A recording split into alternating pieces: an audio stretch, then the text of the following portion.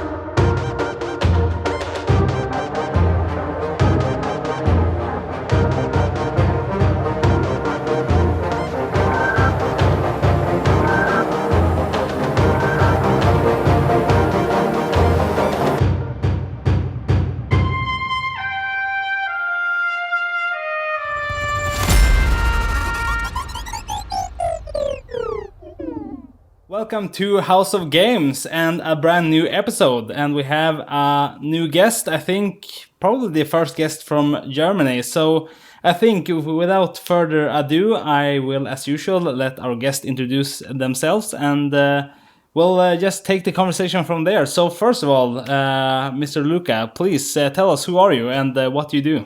Yeah, hello, my name is Luzca. I'm here for StickyStoneStudio out of the beautiful Freiburg in Nebraska. In the, you can say it, like in the base of the Click Works, maybe somebody know that. And I take care about the business development of the studios. And I'd be very glad to be here today and talk a little bit about you, about the studio, about the new game, and maybe as well about the situation for game studios in Germany. Cool. And just first of all, tell me about the studio, a little bit of when was it founded, how many people work there, some of the groundwork, so to speak. Yes, of course. So StickyStoneStudio was founded 2018. We was expanding out of a university project, but most of our partners was together in school, and at the end making like an Abschlussarbeit, it's like a final exam, and we was programming a game of it. Of course, it was a completely fail, and we start to marketing that, and it was not working. But with that, the idea was spread, and our CEO and founder Philip was going to the university to study IT. And found out the studio out of it, and so we are creating the year 2019 our first game. It was an M.O.O.D.S. It was a puzzle adventure in the style of the Witness, and yes, still existing in the year 2023, and are 13 people in the moment. Where did you release that first game? We released it on Steam on the one side, and we ported to Switch last year, and as well for mobile. And of course, depends at what date this podcast is released. We also have a PlayStation version in the Vita. On the Vita as well? Cool. Yeah, and not on the Wii, but on the Sony PlayStation. We have it in retail in Germany, in the DACH region. I'm unsure if our publisher also bring it in Europe, but yes, it's very glad. So in EA Studio, we have our own game in the retail, and it was lovely to show everybody here. This is our work. Cool. Oh, that's really cool. Very nice. So you guys have some experience releasing games. That's something. Yes, a little bit. I would say the biggest major point is that we're still on the market, and we try to get better and better. And so we hope with every game we bring out, we getting better with our job, and the people have fun playing our games. Cool. And tell me about this latest game, a little bit about it. Maybe how did it start? What is it? What do you do in it? That sort of thing. Of course. So in the moment, since a few years, we're working on M.O.O.D.S. M.O.O.D.S is an action roguelike shooter where you control an armored robot sent to destroy his fellow robots and being corrupted by synthetic emotions. So the major point of it is that every run is unique. You have an endless combination of weapons, it's fast-paced gameplay, and of course, it's visual a little bit exciting. So you can choose between 4 characters in the moment, which have his own special abilities, like have a shield or as a rage mode, or can send love arrows to the enemies. And so you need to fight against the robots in different stages. So, for example, we have a proud stage where it's like in the medieval style. There's medieval roboters have shields and stuff like that. We have a rage area. It's a part of an old volcano with the enemies making its damage and have everything you can really get there. So every run, you need to run to different stages, get different weapons, different combinations, and normally you don't have the same add-ins repeating. So it's like every run is different. I mean, maybe you enjoy the game and see it a little bit. So we have like a lot of different weapon add-ins and stuff to have fun. I'm curious. This game, the previous games, what did you say? It was a puzzle game. Yes, it was a puzzle adventure. Okay, so that's quite a leap or quite a different thing here. What Really? made you go from a puzzle adventure to a sort of roguelike shooter? Like, how does that work? They're quite different. Yes, it's a little bit. I would say the thing with the puzzle adventure was that our founder had this idea years ago. And he's a little bit like a mathematic nerd and tried to combine puzzles and also bring a little bit mathematics to younger people. So he created the puzzle adventure. But after a while, we realized, yes, puzzle adventure is a very nice game. And we can sell it over 30,000 times in 20 different countries. It's nice, but its target market is very small. So we were thinking about making something new, is a bigger audience, and also something what we like and what we want to do. And so getting about making roguelike, getting on the old times, and yes. Okay, so the game so far, how long have you worked on it for, and when do you plan to release it? Yes, so we're working around 3 years, a little bit more than 3 years on this game. We are aiming to release the early access at, you can say, at Q2 of 2024. We're releasing this month a prologue demo where people can try our game and can give us feedback, because the community is very important for us to bring us back to the roots and help us creating a great game experience. And if everything is going after plan, we are planning to release the game around Q2 2025 on Steam, on PlayStation, Switch, Xbox, and maybe as well later as a mobile version. How big is the team? And also, do you port the games yourselves, or is that going to be outsourced? We want to port it ourselves. So we ported on Switch with more, so we had a few experience with that. And of course, we have the developer kits around here and try to make it our own. We can say we can do everything in-house, but of course, probably we need some experience from experts to bring us a little bit on track. But I believe in our team. So we're around 30 people in the moment. So 30 we people? have 13. I'm very sorry. 13, I would love to be 30, but I believe this takes maybe another year or two before we're getting on 30 people. Cool, but 13 people, that's a lot. I mean, that's a big team. Yeah, absolutely. It's not solely indie.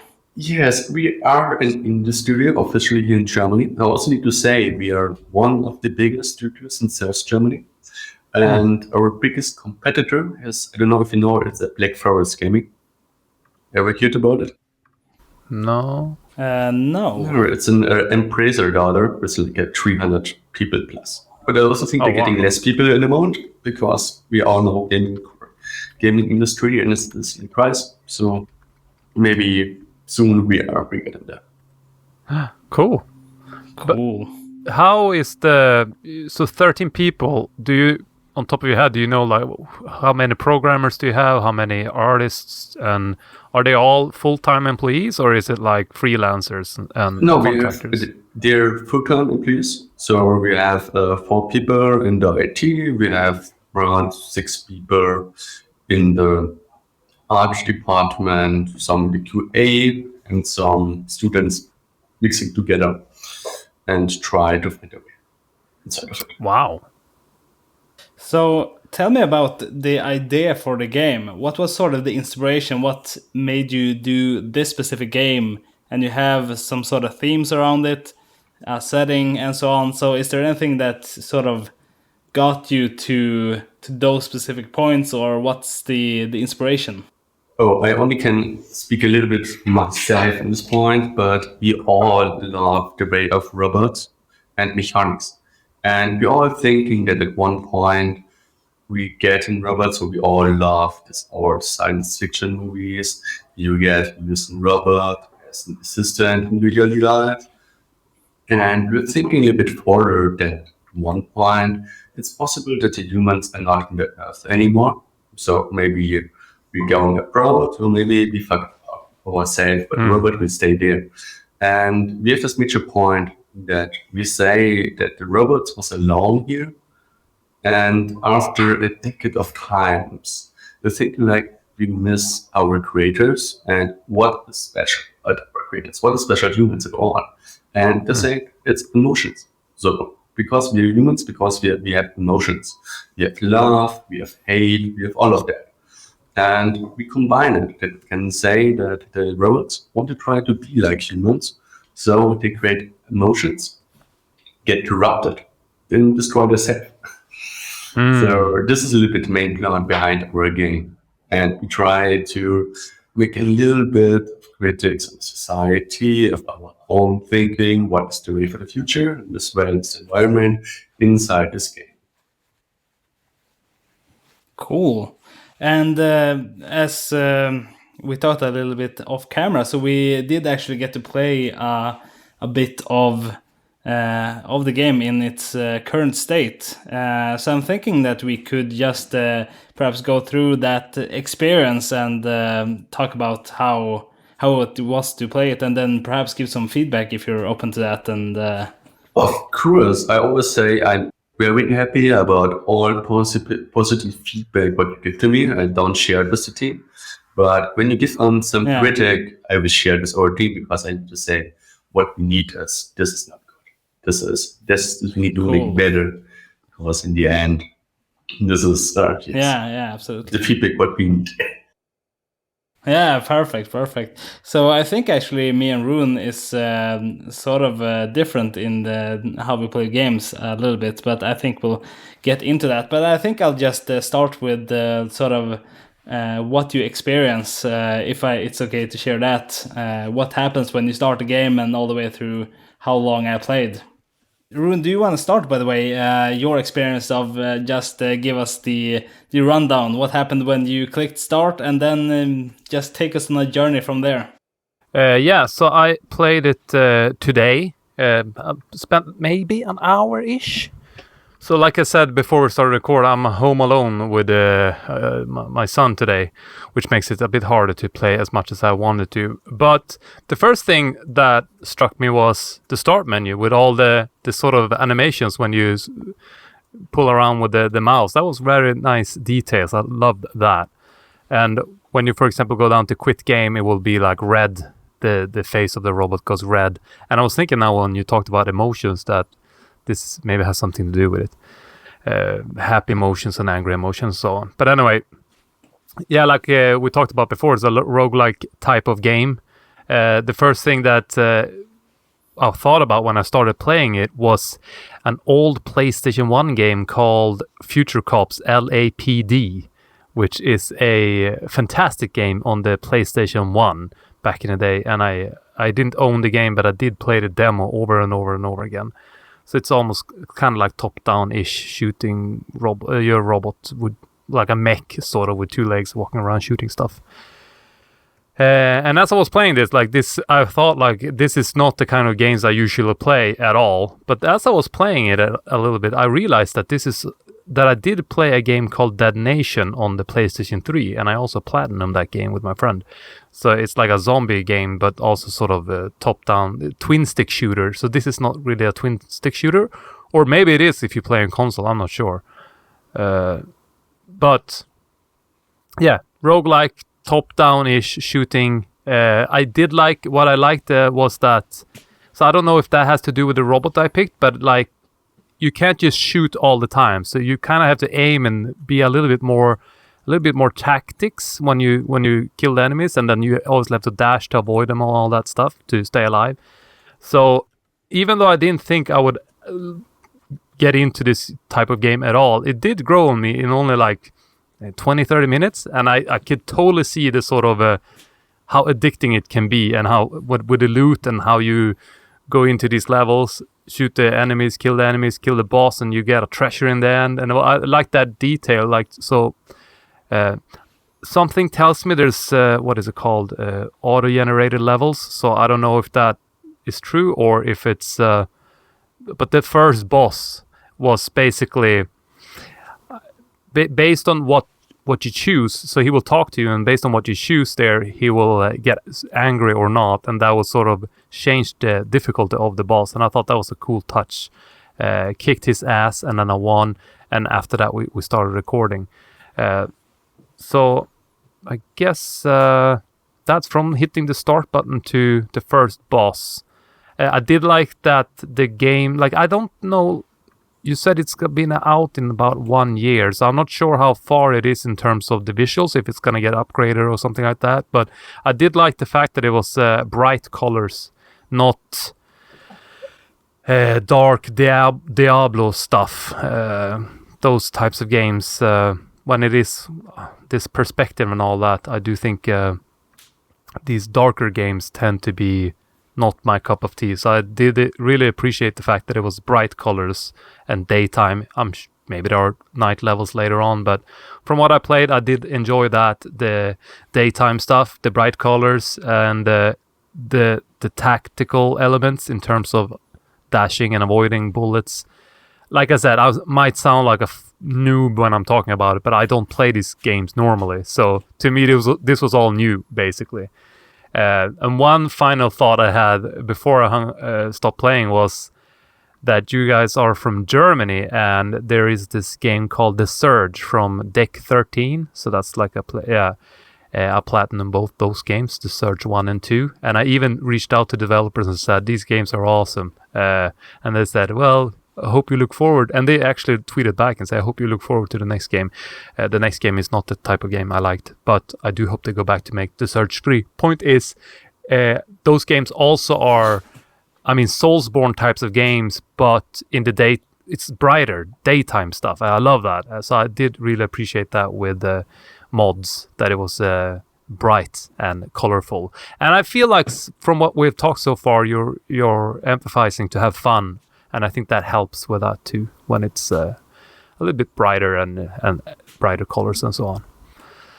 So I guess that's my take on the first 30-40 minutes. Cool. I managed to play a little bit more, actually, so I can give my feedback as well. But first of all, Rune, I think it's called M.O.O.D.S and not M.O.D.S, if I'm correct. Oh yeah, yes, you're right. You are correct. It's Yes. Anyhow, I'll just give my sort of input on my experience of playing it. So, first of all, as Rune said, I really like that there seems to be a lot of attention to detail. So the first thing that happens when you start up the game, you get to start menu, and you have this little, it looks like a TV screen almost, that's happy or sad or angry, depending on what kind of option you hover over with your mouse. So happy if you are gonna click play, and angry if you're gonna exit, and then options I think is Confused disappointed or something. Yeah, something like that. So it's sort of funny. So you start up the game, and then there's this beautiful intro section for the lore, I guess, of the game, sort of how we are where we are. So that's really well made, good voice acting, all of that stuff. Reminds me a little bit of Wall-E, I guess. Yeah. This, Yeah. yeah. So you have, so then you wake up as, if I remember correctly, you're just this lone robot, which is sort of a humanoid shape. It's sort of a, I guess, 2 legs, something like that, arms and whatever. You walk around, you do the tutorial. There's, it's really responsive controls as well, I think. So kudos on that. You go through the tutorial, and then you get to the sort of main stage. You get, first of all, I would say also the game looks a lot like there's some stuff here, some references I wrote down. So Borderlands is what it reminds me of a lot, especially Borderlands 1, the environment and stuff. Also the music and the sort of ambience is sort of like Firefly, if you guys have seen that. Very good. Can recommend it a lot. And then also there's a M.O.O.D.S game called Dust and Neon that got released on Netflix, actually, that it also reminds me a lot of. So very cool. And so I get the sort of Western setting for the game. So is that intentional, or is it just supposed to be scrapyard-esque? A little bit of both. So we want to show a little bit the Western style as well. But I don't know if you recognize it, but you be on the back on the mech who is walking over the surface. Oh, so yeah. You have this big scrapyard on his back where you start with the game. And when you get more and more of the in currency, you're allowed to buy shops, update them, so the scrap is getting less on the back. So you have really a base building concept as well. Yeah. Yes, so it's getting cleaner over time. Cool. Yeah, absolutely. So then at least you get to the sort of level select menu or whatever you call it. So you can upgrade some stuff there. You can choose class. And choosing class is sort of like choosing a mood. Is my feeling of it, at least. With the characters, Is that in? Yes, you can choose your own characters before you start around as well, and as well at the level choose a disable. You can switch it around, and so you can plan how you run, because you have the stages, you can get weapons in, so new weapons or armor, but as well that you can heal the character. So when you play these games, you always have the problem to get enough heal. So you can plan a little bit what did you get, that you don't die at the end, because we all know what did you do with the best weapons and armor when you ended up with the end boss with 5 HP. It's not good. Yeah. Exactly. So you choose different classes, and those have different colors, and also the different classes is basically like, imagine that you have either a gun that shoots slowly but does a lot of damage, or you have shoot a lot but it might be very spread out, or it might be it doesn't damage that much. Sort of those kind of trade-offs is what I got from that selection. I chose purple, nice color and good weapon, sort of a crossbow thingy. Very Boba Fett-esque, I guess. Almost, if you've seen Star Wars. And how you get into the stage, which is sort of very, I would say, very lush. It's a really visual break from the level select screen. So it's very parky, and it's very green and nice, good music. And then I guess, as Rune said, I assume it is randomly generated dungeon. So you get into one room, and then you have like 3 doors or something from that room, and then you go to one of those, and then eventually you get to the exit of the level.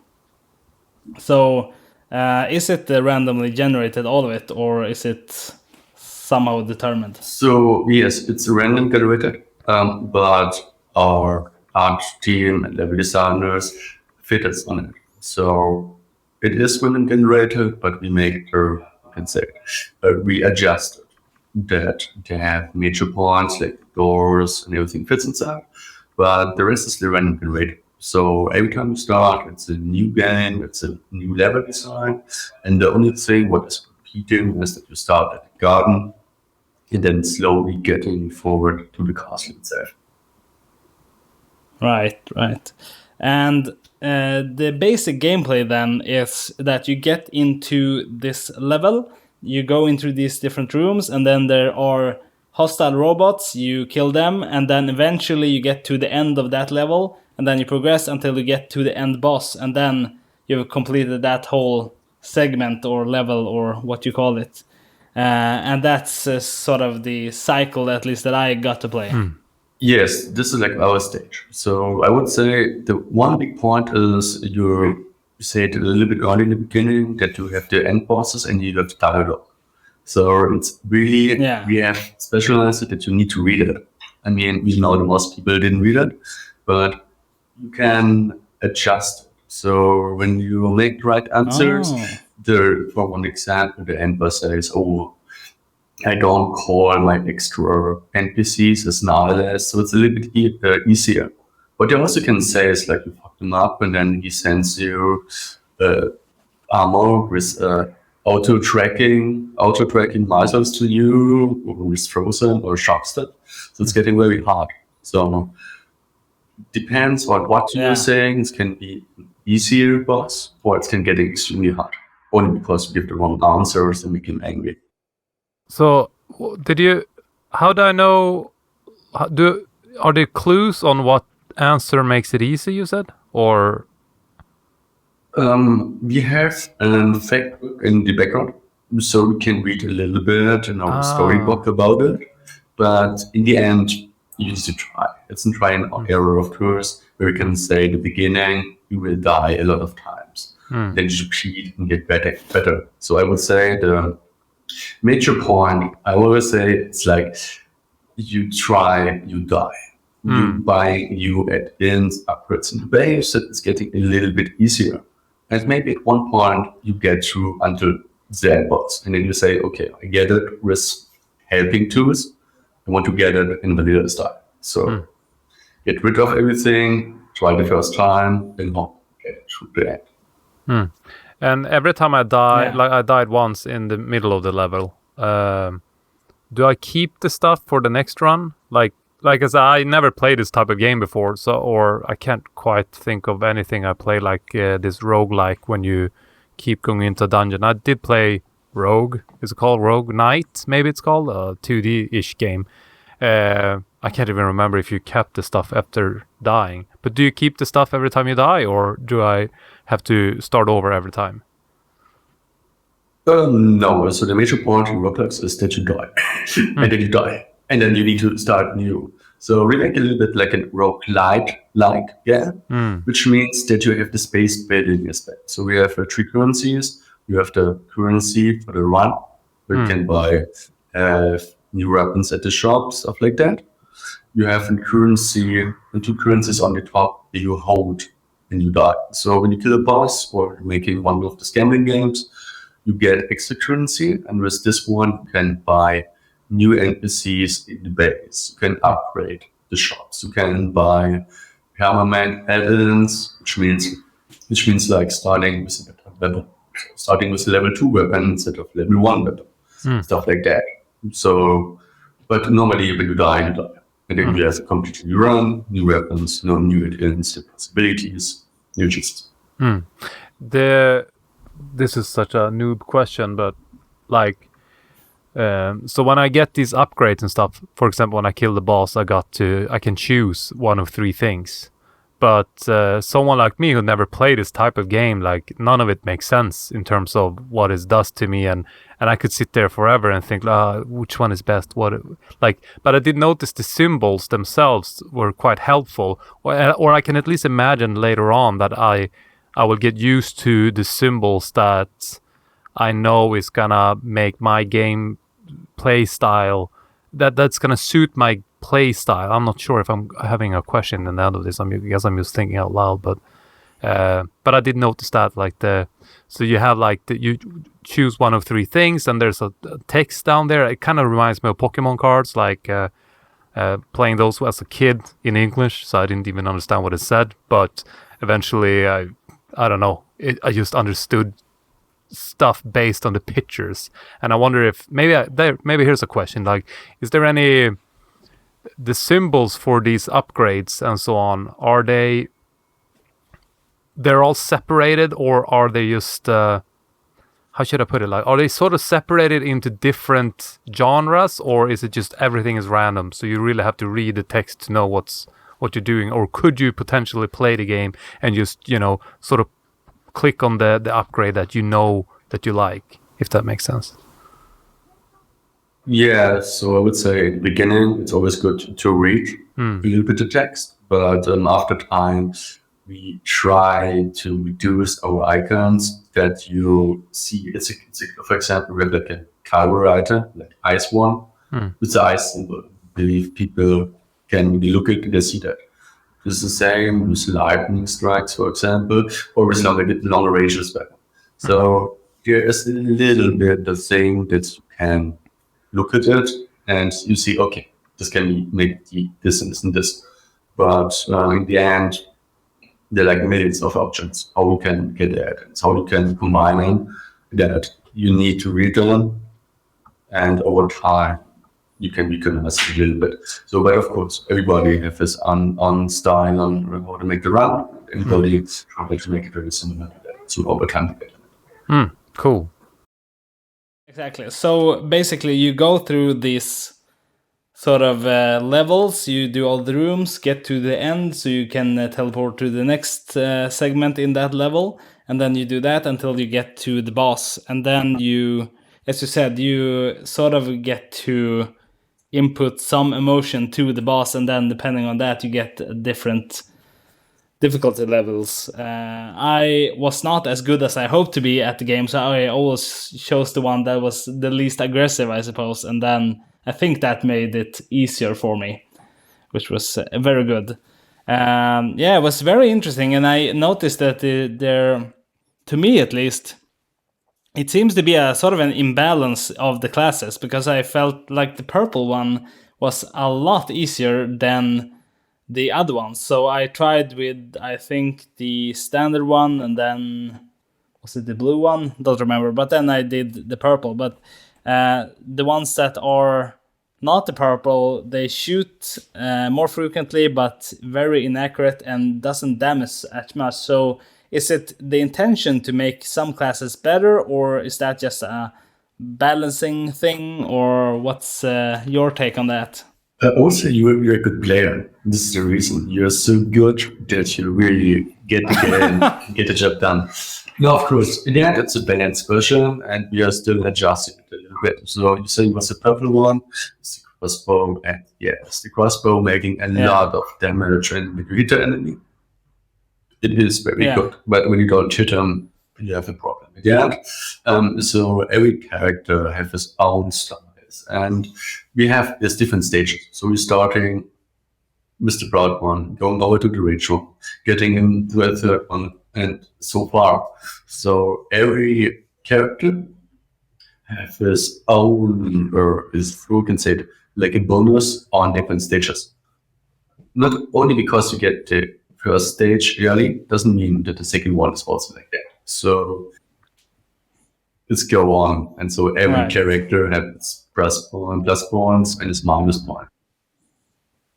Yeah. It's very interesting. And I think the purple one, at least at the current build that I played, was you could sort of like shoot from like one end of the screen to the other and then hit them in a single point. Basically one shot and boom, then one enemy dead. That happens sometimes at least, but I felt like the other ones, in terms of balancing, you had to get sort of close, not to miss, and then it took maybe 10 seconds to get one enemy. which is why I chose the purple one. So that was a lot better, in my opinion, at least. But yeah. Yes, I mean, you playing a version is for early access, and only you are now Yeah, so of course. good. I'm unsure if you'll be still good when we bring it up. All right, so here is the only frustration I had with the game when playing it. It's very nice and very polished, but the only thing I think, might be something with me as a player rather than the game itself. It might be a type of game that's not suited for me as much. But so when you do fight the boss, when you get all the way to the end of it, if you die during the boss fight, then you have to start over all from the beginning again with like nothing. So that was sort of frustrating to me because in the beginning it took maybe 5 tries for me to get the first boss the first time and sort of figuring out which class works and which weapons works and so on. And that, I think, for me at least, is something that sort of takes me off a little bit. I think for me it's sort of like this feeling of I guess maybe this is if you don't play the Souls games, maybe you are not the right target audience. I would love to hear your opinion on that later, Luca. But I think for me it's sort of this you want to feel like even though you die, you sort of still have progressed in some way, so that maybe you restart one dungeon earlier than the boss or something. But going back to the level selection screen makes it sort of frustrating for me, or it makes like the threshold of rage quitting very low, I suppose. So Luca, just tell us about what's the target audience for in terms of difficulty. I mean, in the end, you want to make the perfect run. So you can play this game, you can get over it, and you can manage it. So maybe you can get it to the next stage, you can kill the bosses, you have a nice game, it's fun, you can enjoy its fans. This is like the one side, the casual side of the game. The other side is, of course, what is the best way, the fastest way that you can get to the bosses with most of life and armor and to get through of all of the stages in a fast time. So when you repeat this game and play over and over, you know every enemy have his own benefits, but also his weakness, and you can play with it. And so at the end, you try to don't lose any life because you know, hey, I get to the first 5 stages. It's the first level. There are still 3 levels back, so you need to get over it in hour. So of course, rage quitting can happen, and it can be also very hard when you die because of something very stupid, and you think like, why did I do that? And then you need to play again. Yeah, interesting. And very nice. And so what do you think for the future? So you're releasing it during this year, as I understood it, during 2024. Yes, we're going in early access in Q2, so relatively soon. Yeah. Cool. What are your expectations for the release? So I don't think we've asked this of a guest before, but so do you have anything what you hope to achieve, or how many copies you want to sell, or whatever goal it might be? Do you have anything like would be the ultimate release, or this is what we want to do as a minimum, or what's your thoughts there? Yes, of course. I mean, you already see this Wonder game in the last week with over 19 million sales copy on Steam.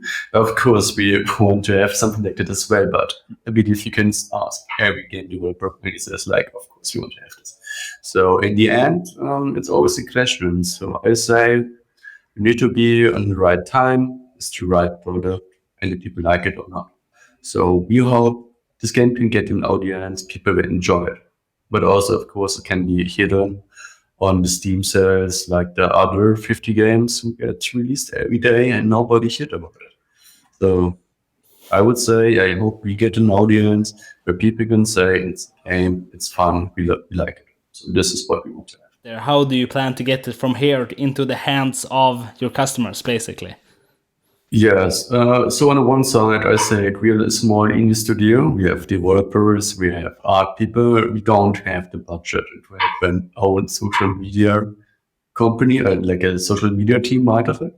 So we do it a little bit from ourselves, making stuff for TikTok, Instagram, where we can get a photo or people can engage with us. On the other side, we're working together with Erebit, with some publisher who released Potato, if you know this game, heard about it.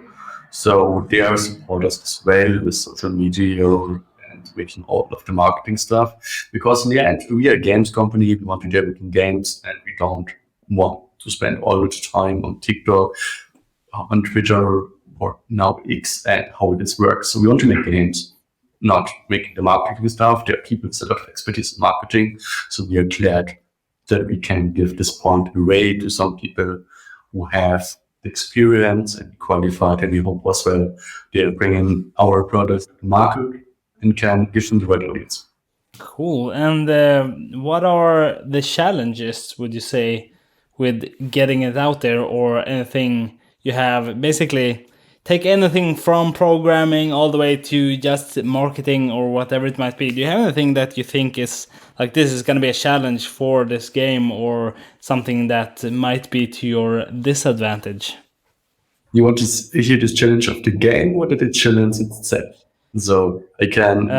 So I guess the game, the sort of getting the game. So I guess the end goal here is just, you want to be the new Minecraft or something. You want like 50 billion sales or something. So getting from where you are now to there, what is the challenges to getting there? Okay, so when we start, you have the idea. So you need to create a game design, you need to bring the people together, and you need to create something out of the idea. The big thing is, we are an independent studio. We don't have a big publisher in our bag who give us money, and we can say, here, close the doors, get out in 2 years with a game. So we need to making services for industry, to making projects that we can develop this game. So we want to be a full-grown game developer as well, but we need to pay the money. And when we have 2 years development time, you can imagine it's 2 years without selling one copy. So we need to make extra projects, extra jobs, we can pay our people and can develop our game. So I would say the biggest challenge is to be alive. Don't lose your goal to making games. And as well developing the company, developing the expertise of the people, as services we need to do because they bring the money, and as well making the game.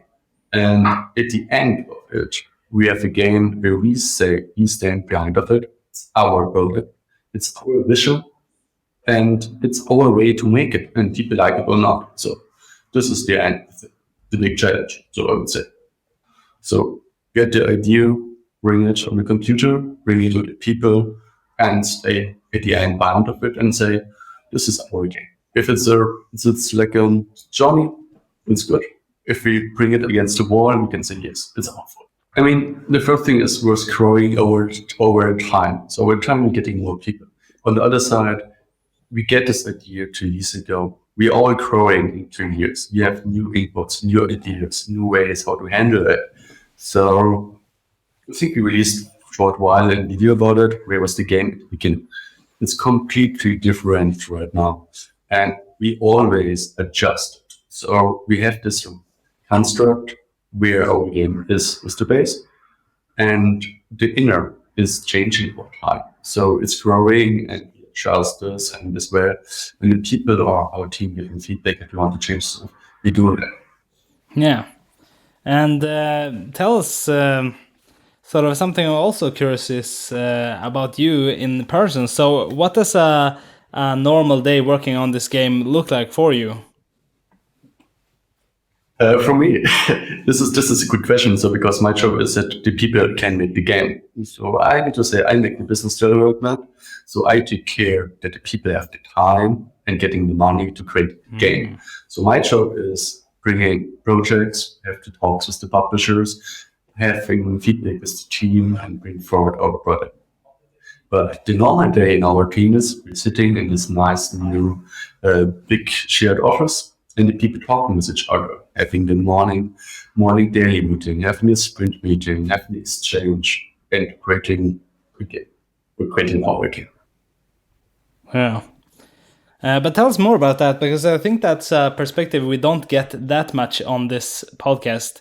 So business development. So tell us more about that. How is it to have like meetings with publishers, for example, or ensuring that everyone else can do their job, for example, if you want? Of course. So, of course, meeting with publishers is where always really special because it's a bad time for publishing itself, and I will say it's a bad time for video game as well. So that you need to say a lot of people playing games, there are a lot of sales, but there's also a big competition on the market with the studios, but as well as the publishers. So in the end, you need to find somebody who says this game is fit in the portfolio.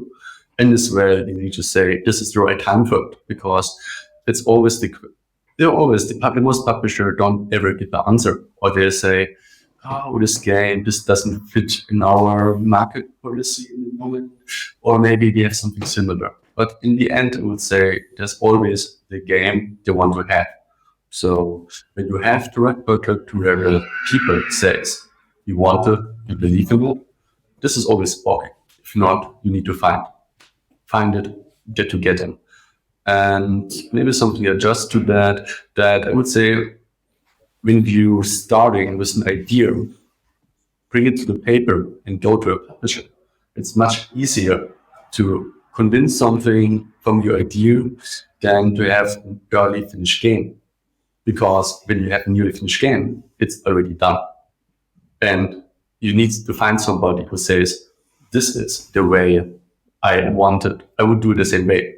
And then we said, but when you have the paper says like, oh yes, this idea is great, but you have a complete different understanding than I do. But to give me the money so we can find something out together, we can create it. So this is always a funny point at the end. Yes. Interesting.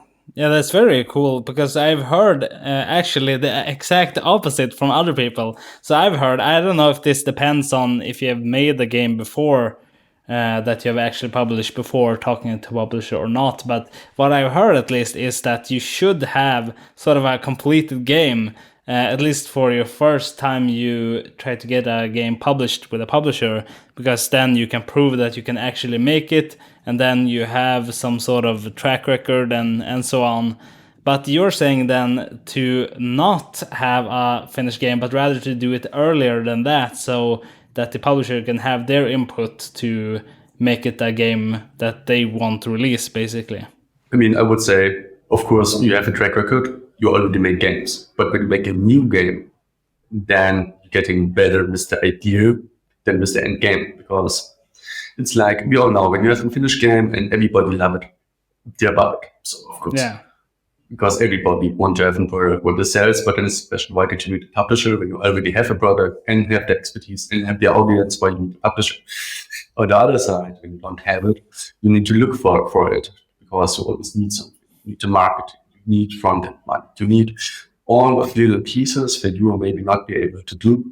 And so it's a little bit problematic to find this one and to combine it as well. Yeah.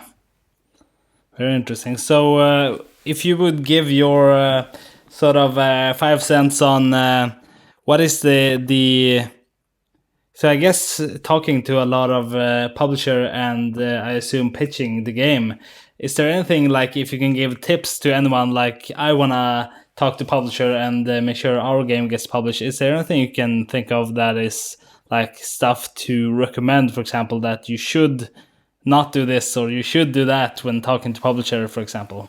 I would say everyone has his own way to do that, but what I can recommend myself, first, find the right person at the publisher and write them direct an email. The other thing is maybe he says not. Maybe he says this game is not fit. But he also says like, maybe your next product you can come to me. And at the end, it's a question about the network that you have now. This is the right publisher from roguelike like other ones. This is the publisher you're making, for example, a farming simulator. There are always needs where people or publisher are working. And when you get in touch with everybody and know the names and send them a message and says, hey, how are you? What do you think about this? This helps you a lot at the end because you never want to be like 1 month before releasing the game and says, oh, I don't have a publisher, I don't have the money for marketing, what should I do? So this is what you always want to avoid. So start early, write to people, address people, write in the mail. Don't write random emails to 100 publishers at once. Find publisher for the right area, write to people directly, and don't be sad when this is like, oh, this is not a fit right now. Maybe it's the right fit later. Maybe the next one. There's always the chance that somebody have the same idea like you, because you may be very smart and your game is unique. But this doesn't mean that not one of the thousands of other companies make a similar game and then they bring it out and you just say like, oh, fuck, I have this game, they make the same one.